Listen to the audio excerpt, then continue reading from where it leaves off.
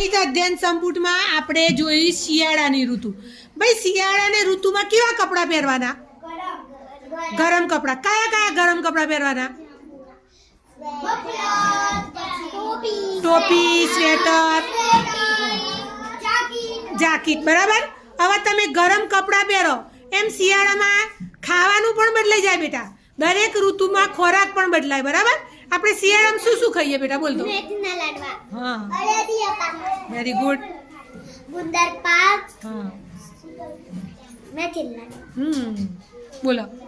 આંબળા, હા. કાજુ. કાજુ ખવાય, ખાવાની. બદામ પણ ખવાય શિયાળામાં. ગાજર.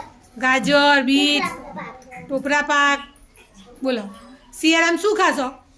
મમ્મી શું બનાવે છે શિયાળામાં? મેથીના લાડવા. હા, ટોપરા પાક. ટોપરા પાક. પછી આંબળામાંથી શું બને? ચમનબ્રાસ બને. હા. બોલો ભાઈ, શું ખાવ છો? બોર ખવાય. Very good. બોરા, હા. સફરજન. હા.